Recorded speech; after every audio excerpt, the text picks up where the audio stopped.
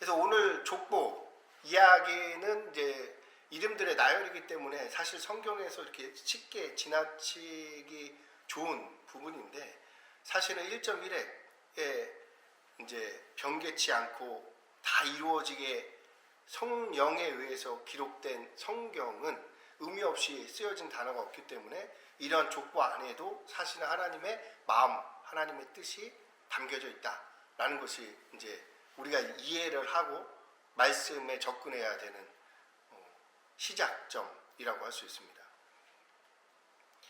그래서 이제 창세기는 시작의 책이잖아요. 그리고 창세기에는 4가지 사건과 4명의 인물이 기록되어져 있습니다.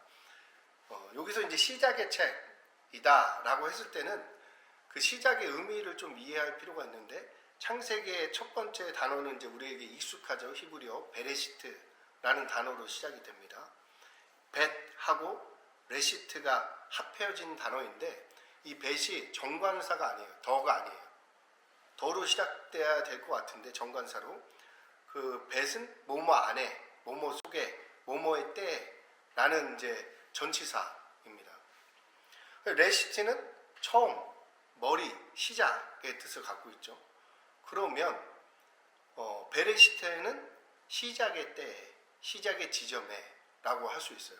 창세기 1장 1절이 태초에 하나님이 천지를 창조하시니라 라고 되어 있는데, 그 원어에 가까운 해석을 해보면 하나님이 하늘들과 땅들을 창조하는 시작의 때에 라고 이제 번역할 수 있겠죠. 그러면 태초에 대한 이해를 조금 다르게 할 수 있죠. 태초에가 시간의 시작이 아닌 질서의 시작으로 이해해야 한다라는 것입니다. 이게 좀 중요하겠죠. 시간의 시간으로 보는 사람들은 사실은 외부자, 그러니까 그리스도인이 아닌, 성도가 아닌 사람들이 바라보는 성경적 관점의 시작일 수 있고, 근데 이제 질서의 시작으로 보는 사람들이 사실은 성경을 볼 때 그리스도인, 성도가 보는 방식이라고 말씀할 수 있습니다. 그래서 창세기 1장 2절을 보면 땅이 혼돈하고 공허하며 흑암이 깊음 위에 있고 하나님의 영이 수면 위를 운행하시니라 라고 되어져 있는 것입니다. 그러니까 혼돈과 공허, 흑암의 질서가 부여되는 장면이 이 창세기 1장 1절, 2절, 3절의 말씀이 되어지는 거죠. 그러면 이거 적용을 해보면 좀 이해가 쉽겠죠. 우리 인생에 혼돈과 공허가 있다고 할 때에, 흑암과 같이 여겨질 때에 하나님의 영이 그곳에서 일하시면서 우리에게 주시고자 하는 것이 질서를 부여하는 것이다. 그럼 여기서 질서가 무엇인가? 그러니까 질서가 언제 시작됐는가 하면 또 이제 잘못 오해하는 거죠. 태초에니까 이거는 질서가 시작된 때를 말하는 것이다 라고 이해하면 잘못 오해하는 거고, 누구로부터 이 질서가 시작되고 있는가를 바라보는 것, 읽어내는 것이 이 성경을 읽을 때 중요합니다. 즉 주권이 누구에게 있는가라는 것이죠. 내가 주인이라면 시간을 생각하겠죠. 내 인생에 내가 주인이라면 이건 빠르다, 이건 느리다. 왜냐하면 내가 주체이기 때문에.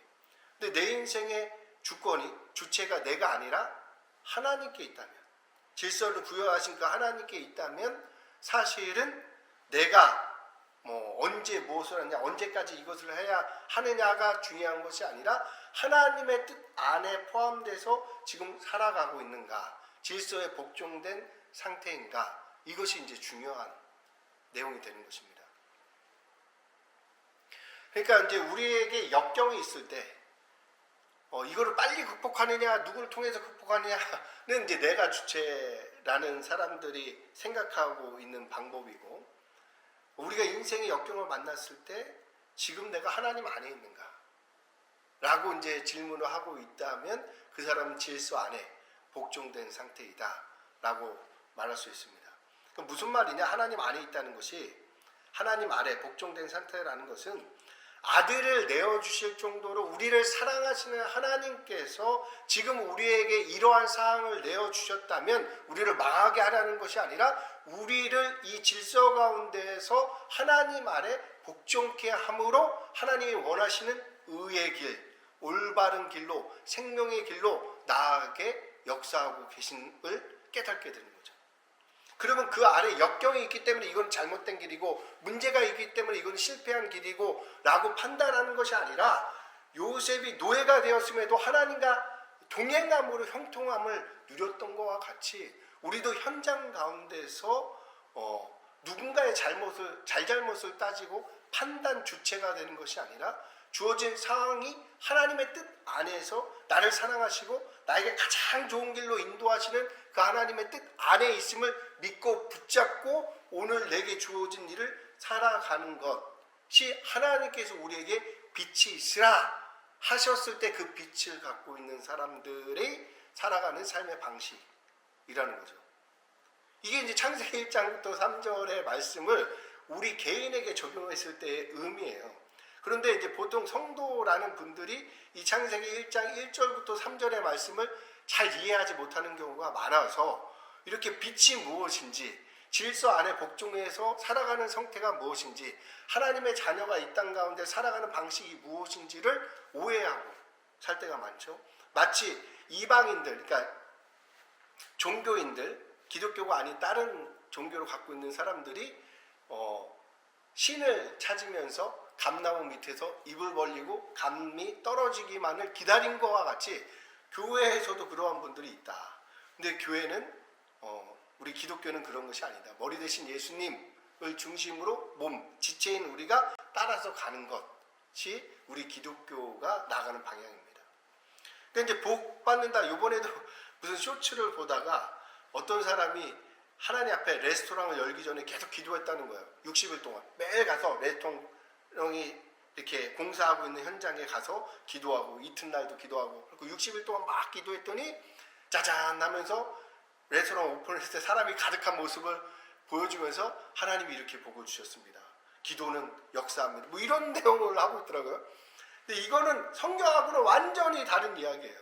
완전히 잘못된 이야기고 성경적 이야기가 아닙니다. 어디 성경에 그런 내용이 있습니까? 근데 우리는 복 자체를 잘못 생각하고 있는 거죠. 이미 우리는 이긴 자예요. 죽으나 사나 천국에 속해 있는 자입니다. 지금 우리에게 중요한 건 천국에 속했는가 속하지 않았는가지 언제 우리에게 천국과 같은 복이 물질적인 복이 오는가 뭐 성공이 오는가가 중요한 게 이거는 이제 잘못된 거죠. 왜냐하면 그리스도가 그들에게 구주, 승리자, 구원자가 아니라는 의미잖아요.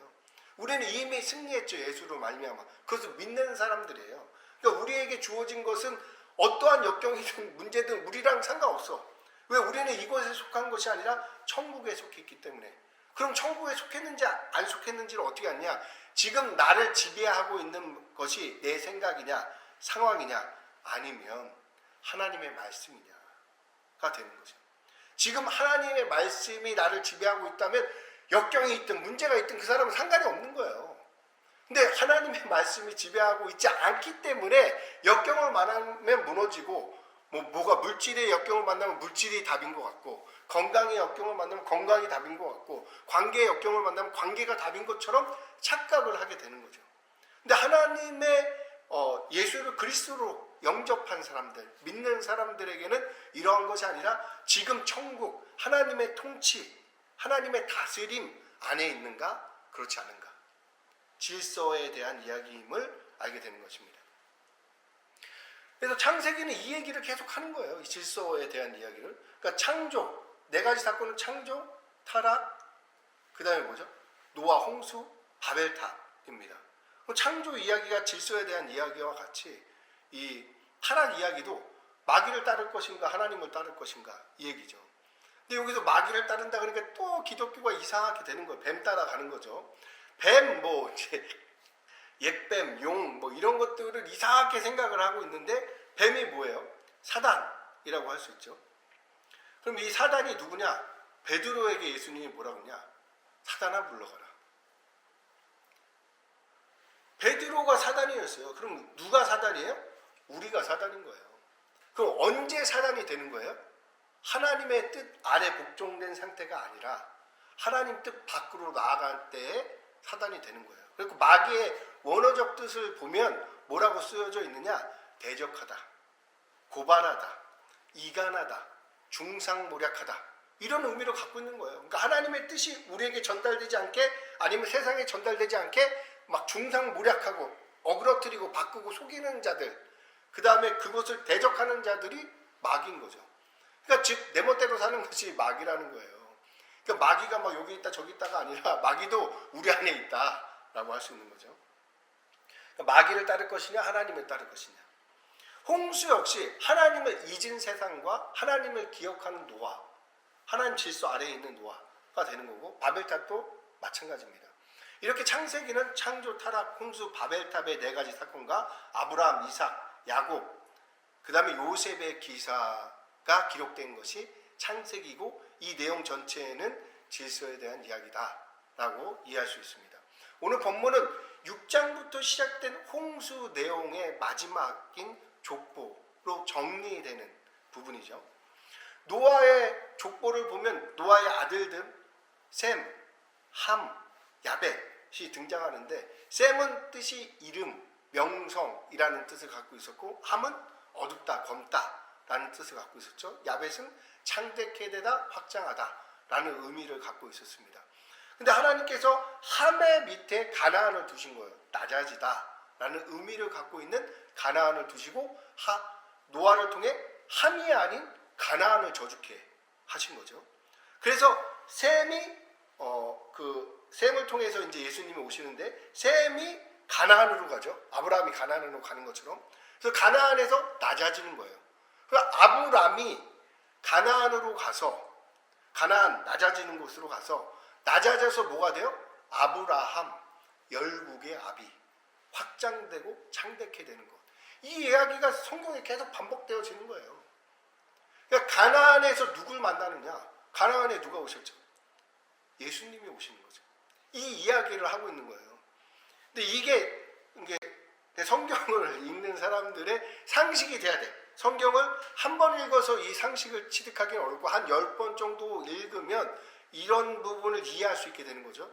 그래서 이것들이 자연스럽게 그렇구나 하게 되면 성경적 관점, 이해를 갖게 되는 거예요.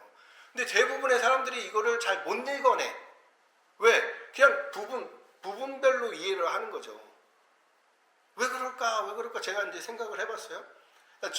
통전적 전체를 이렇게 꿰뚫는 이게 성경의 그 이야기가 없어, 그 사람들에게는. 성경을 처음부터 끝까지 10번을 안 읽었다, 제 생각에는. 왜 10번이 한두 번만 읽어도 보통의 책은 되는데 왜 성경을 10번 정도 읽어야 되냐? 분량이 많아서.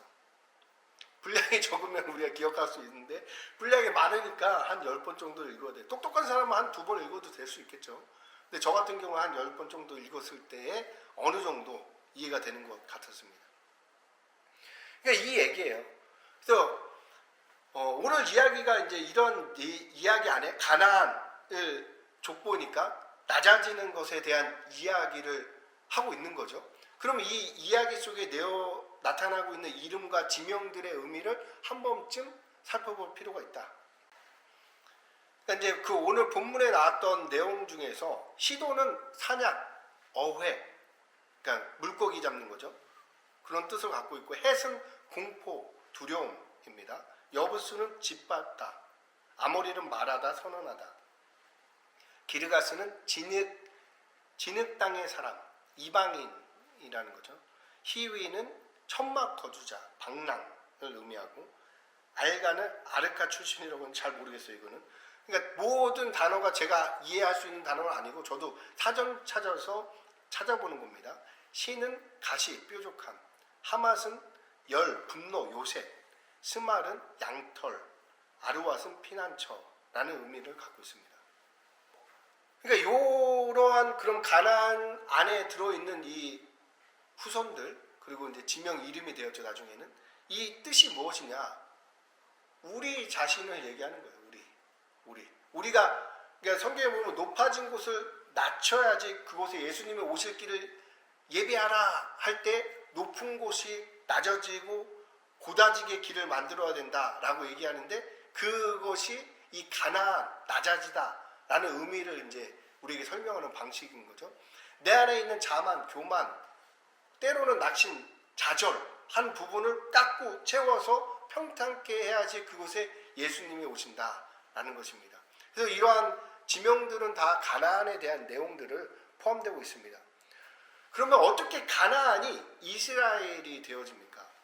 이스라엘은 이긴 자라는 뜻을 갖고 있죠. 그럼 어떻게 가나안이 이긴 자가 되어집니까? 야곱이 하나님 앞에서 약속강에서 막 씨름하잖아요. 큰 문제, 에서라는 대적을 만나, 큰 문제를 만나 자신이 죽을지도 모르는 상황 가운데서 하나님 앞에 막 씨름을 할 때 하나님 앞에서 낮아지자 야곱에게 이스라엘, 이긴 자라는 이름이 주어지는 겁니다. 야곱이 누구냐? 발 뒤꿈치를 잡은 자라는 사람 이름 뜻을 갖고 있잖아요. 야곱이 속여 취하는 자라는 뜻을 갖고 있고, 근데 야곱 이런 발 뒤꿈치를 잡은 자라는 것을 그 당시, 그러니까 우리가 닭 잡아먹고 오리발 내민다 했을 때 닭 잡아먹은 사람이 진짜 오리발 내미는 거 아니잖아요.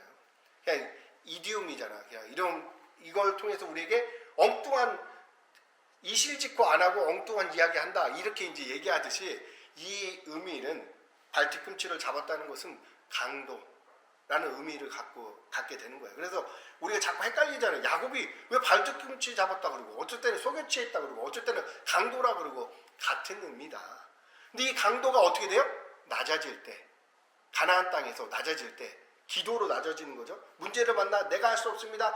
자기 방식으로 살아가다가 하나님의 방법으로, 내 방법으로 다 안 되니까 하나님께 이렇게 항복하고 나아갈 때 하나님께서 그 사람에게 뭘 줬느냐? 새 이름을 주셨는데 그 이름이 이스라엘, 이긴 자라는 이름이 되는 거죠. 그래서 그렇게 이겨지는 거예요. 야곱이. 강도가. 그럼 이 내용이 뭐예요? 예수님이 십자가에 달렸을 때 한편 강도는 예수님을 인정하지 않았고 낮아지지 않았죠. 다른 편 강도는 어떻게 했어요? 예수님을 인정했어요. 그랬더니 너가 오늘 나와 함께 낙원에 있으리라. 이스라엘이 된 거죠. 이 얘기하는 거예요. 성경은 계속. 그럼 우리가 우리의 삶 가운데서 가나안 땅으로 가는 거예요. 우리 자신이 가나안이고 우리의 상황이 가나안인데 아브라함과 같이 가나안으로 가는 거예요. 우리 현장이 가나안이라는 거예요. 우리 가정이 가나안이고 학교가 가나안이고 우리가 만난 곳이 가나안이에요. 그곳에서 내가 다른 편 강도와 같이 예수님을 인정하지 않고 야곱과 같이 하나님의 뜻대로 살아가는 것이 아니라 내 꾀, 내 방법을 의지하게 되면 우리는 예수님을 질서 아래 복종하지 않고 예수님을 구주로 영접하지 못하며 세상의 신을 쫓아 살아가는 사람들과 같이 돈을 쫓아가거나 성공을 쫓아가거나 출세를 쫓아가거나 자녀를 쫓아가는 삶을 살 수밖에 없다라는 것이죠. 근데 그것이 아니라 우리가 가나안 땅에서 낮아지면 하나님을 인정하게 되는 순간 하나님께서 우리를 어떻게 하느냐? 이긴 자로. 여기서 이긴 자는 뭐예요? 머리 대신 예수님께 붙어있는 지체로. 이게 무슨 뜻이에요? 하나님의 자녀로. 예수님은 하나님의 아들이잖아요. 근데 우리도 그분의 자녀로 삼아주시는 거죠. 이게 되게 중요해요. 그러니까 뭔가를, 그러니까 그 기독교, 교회를 오해하는 사람들은 자기가 뭔가를 해야지 뭐 거룩에 이르게 되고 노력해야지 뭐 이렇게 성화되고 이렇게 생각을 하는데, 노력으로 성화가 가능하다면 예수님은 죽을 필요가 없어요. 그럼 뭐 어떻게 해야지 성화가 가능하냐? 더 많이 하나님을 의지할 때 성화가 되는 거죠. 나를 부인하고 더 많이 하나님을 의지하고 주님 내가 할 수 있는 거 없습니다. 주님 안에 주님 신발끈 풀기도 나는 감당치 못하겠습니다. 라는 식으로 나는 주님 앞에서 밭일하다가 주인 앞에서 막 밭일하다가 집에 들어와서 주인이 밥 차려라 하면 이제 밥 차리고 주인 앞에서 같이 식탁에 앉아서 먹는 종이 아니라 밥 차리고 옆에서 주인 밥 먹고 나면 그 설거지하는 나는 무익한 종입니다. 라는 자세로 낮아지게 될 때. 근데 우리는 다 무익한 종이 잘 안 돼요. 그러니까 우리가 기독교라는 성도, 그리스도인이라는 사람들의 특징이 왜 하나님의 복, 즉 하나님 아래에 있는 삶을 살아가지 못하느냐 하면 자기가 무익한 종이 안 되고 하나님과 겸상해 친구가 되거나 하나님과 뭔가 상의하거나 이렇게 내가 생각하는 방법을 하나님께 요구해서 그래서 얻어내려고 한다던가 라고 하니까 그 천국, 하나님이 진짜 주고자 하는 그 영생, 생명, 복을 누리지 못하는 거예요. 그럼 여기서 복의 개념도 이해를 할 필요가 있겠죠. 그럼 성경이 말하는 복이 뭐냐? 하나님이 내 아버지 되고 내가 그분의 자녀로 살아가는 거예요. 이게 진짜 복이에요. 그러니까 망망대해에 혼자 떨어진 것과 같이 살아가는 사람들이 하나님 없는 삶을 살아가는 거예요. 그러니까 어느 방향으로 가야 될지 시작이 없어. 시작이 없으니까 어디에서 어디로 가야 되는지 몰라. 근데 시작이 있는 사람, 질서가 있는 사람들은 하나님으로부터 와서 하나님께로 돌아감을 알게 되는 거죠. 그 아래 복종한 상태로 주어지고 살아가고 내게 주어진 거를 성실하게 감당하는 거지, 내게 주어진 거를 통해서 선과 악, 좋은 것을 만들어내고 나쁜 것을 버리고 좋은 걸 선택하고 뭐 이렇게 하려고 하는 게 아니에요. 이건 선악과를 먹는 삶이죠. 내가 뭘 하면 잘 되고 내가 뭘 안 하면 나쁘게 되고, 이게 선악과예요. 그래서 생명은 뭐예요? 생명나무는 뭐예요? 하나님이 아들을 내게 내어주셨다.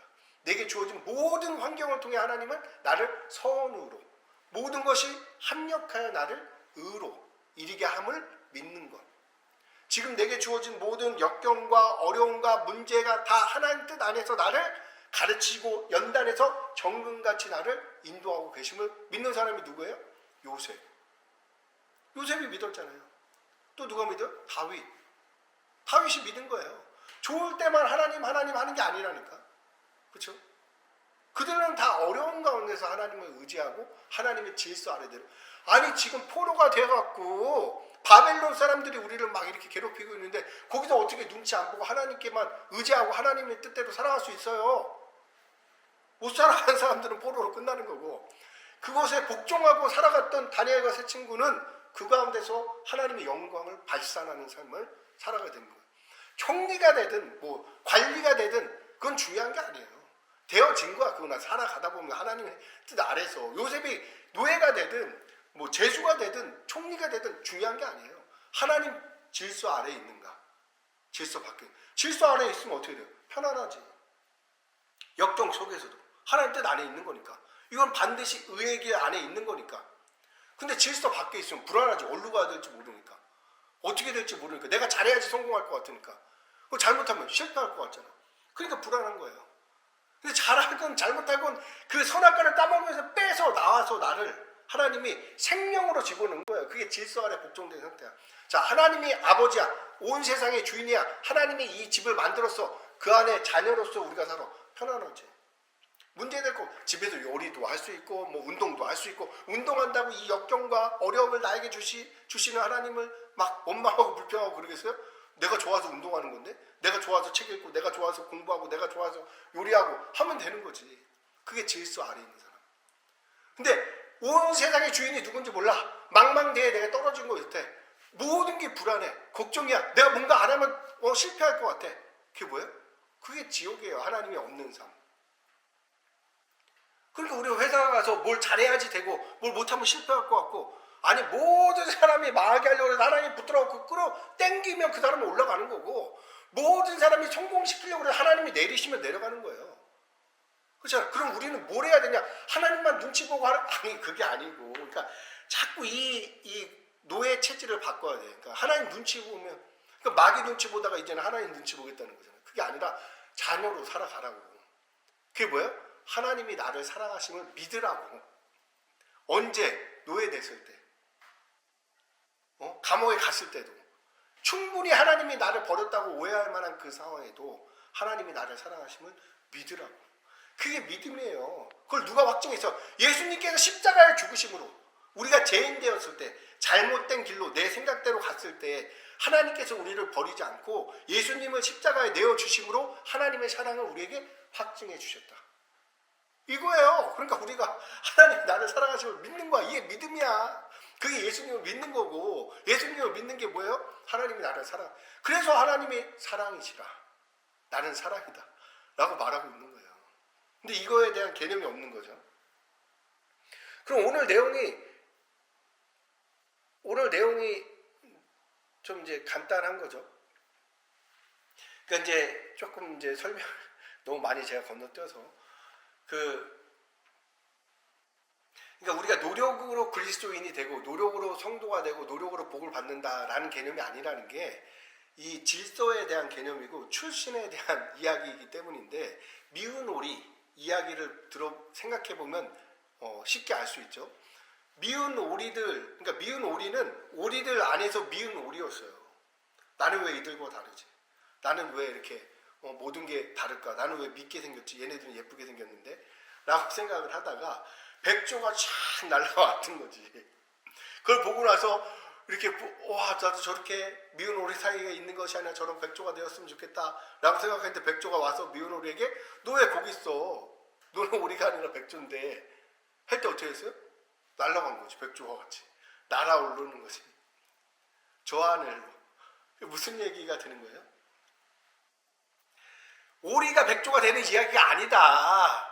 이 얘기를 하는 거예요. 오리가 노릇해도 다리가 길어지고 이미 백조같이 되는 게 아니라 그냥 백조로 태어난 거예요. 근데 얘가 엉뚱하게 오리로 살고 있었던 거야.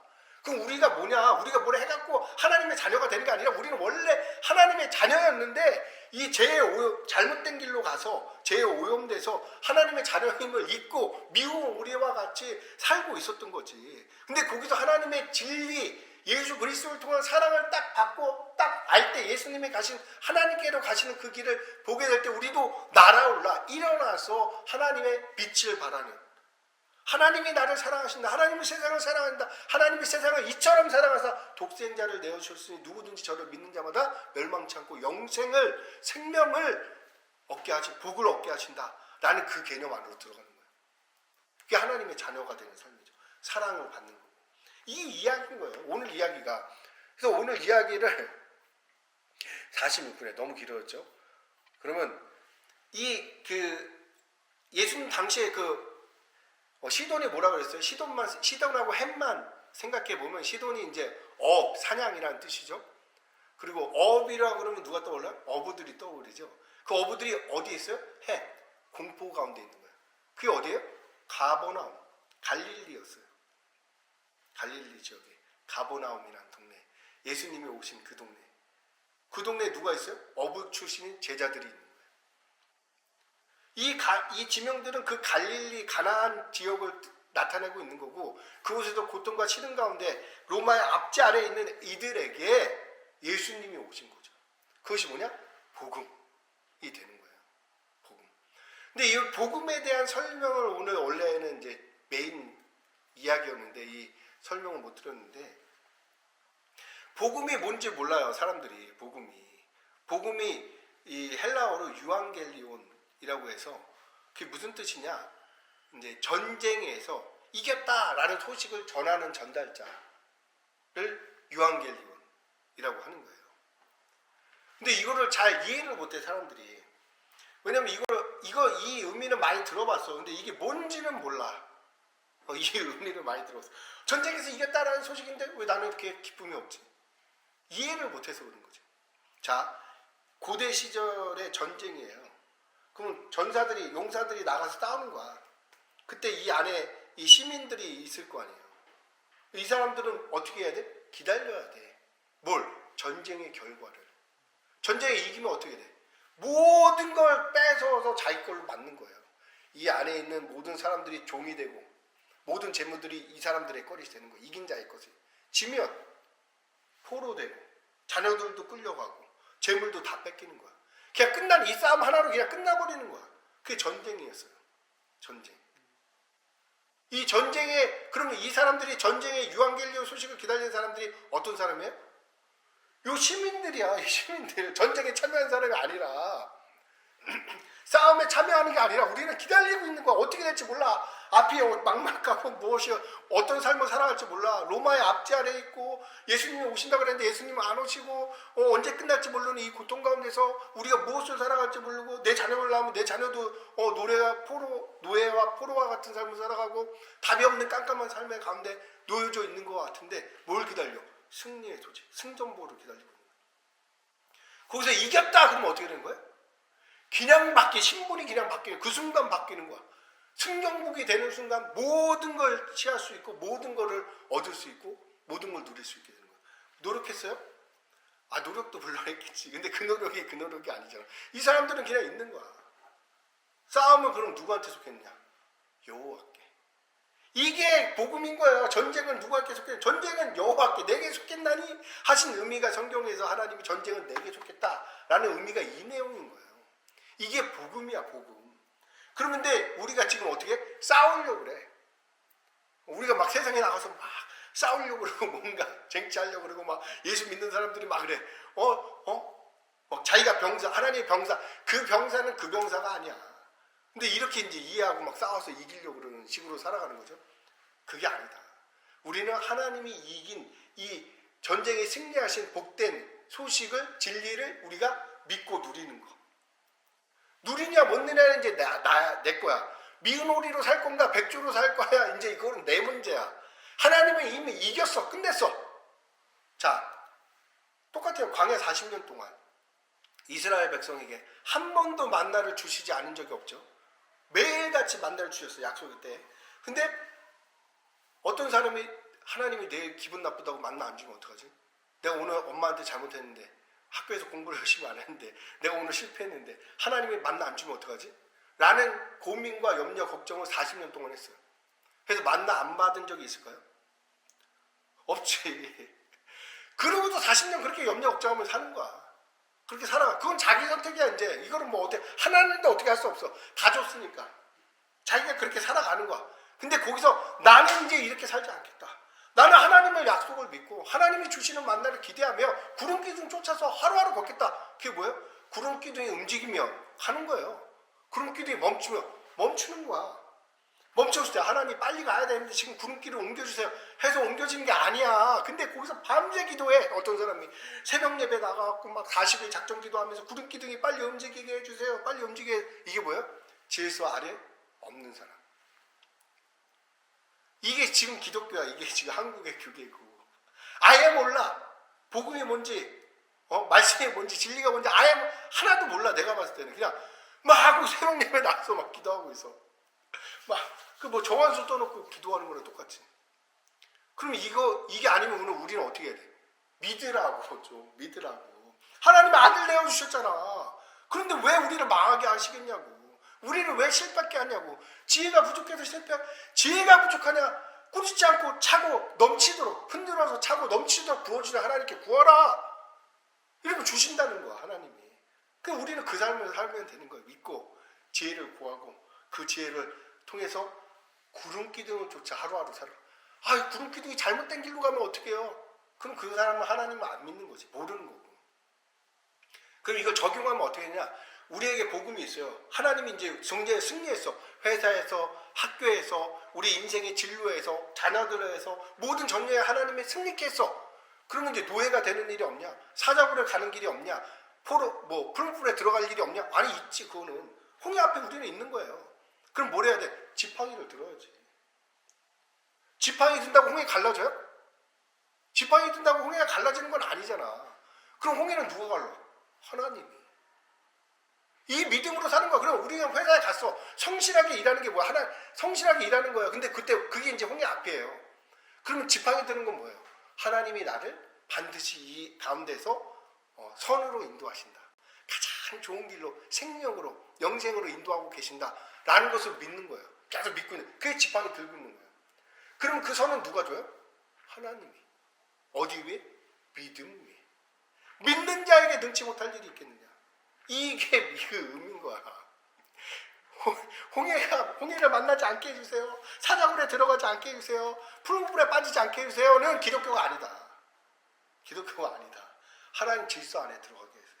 그 생명에 참여하게 해서 더 이상 좋은 거 나쁜 거 따지면서 살아가는 삶에서 벗어나서 이제는 하나님을 믿고 그 아들을 내어주신 하나님 사랑 안에 거하면서 모든 여건 가운데 하나님과 동행함으로 형통함을 누리는 우리의 삶이 되게 해주세요. 나는 한 주가 되시길 예수님의 이름으로 축원합니다.